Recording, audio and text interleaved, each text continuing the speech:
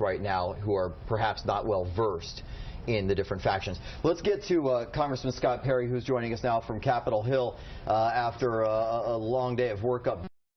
Congressman, what are your thoughts on moving forward? Because it's very easy to Monday morning quarterback, but a lot of people look to Capitol Hill, to Congress, for some sort of solution, whether it be by enforcing new laws or strengthening ones that are already on the books. What are you seeing already in this quick 24 hours of action in your world? Well, first of all, thoughts and prayers to those families that are affected. It's just horrific, and our heart breaks for everybody involved.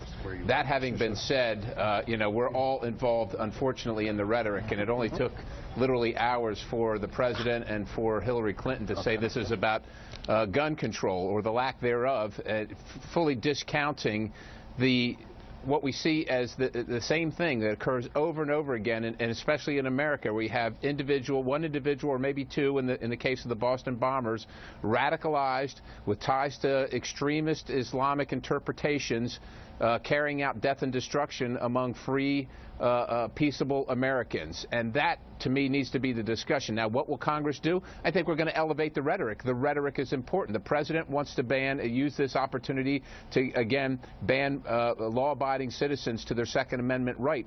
Clearly, that is not the issue. If we banned all guns, are we saying that Islamic extremism and the death and destruction associated with would end? I doubt it. In Israel, they're stabbing people based on this ideology. So what we're going to probably do, because this is a commander-in-chief issue, this is an enforcement issue where the president and the administration has literally tied the hands of law enforcement and first responders in that regard.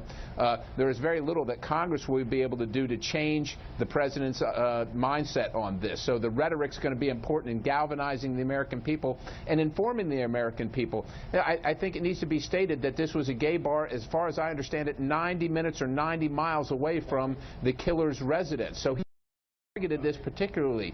I think the gay community needs to understand that they're not welcome in this form of Islamist extremism. Their lifestyle is not welcome. Okay, but Congressman, talk to me about what is a tangible result in all of this, because let's take gun control out of the conversation for just a minute here and talk about what can be done. There are already some proposals on the Hill that might strengthen the abilities of law enforcement, that might have some sort of reflection on terror watch lists.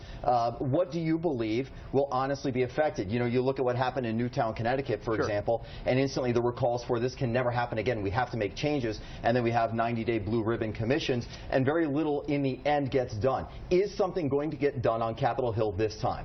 I don't know that it will, but I think particularly immigration reform. We can't be bringing people in that we know have a bent, even if it's only 1%. If we're bringing in thousands and tens and thousands of these folks, again, just like Dr. Carson said, do you want to invite that person or 100 of those people, depending, you know, if only one of them potentially is a terrorist, they're going to kill everybody at the party, do you want to invite them in? So immigration reform or asylum seeker reform, especially from countries where we know this occurs, is a real tangible issue that can be affected. The terrorist watch list. This individual was watched and then taken off. Was he taken off for political reasons? We got to take a look at what the FBI's process was there and determine why he was taken off the list. And those are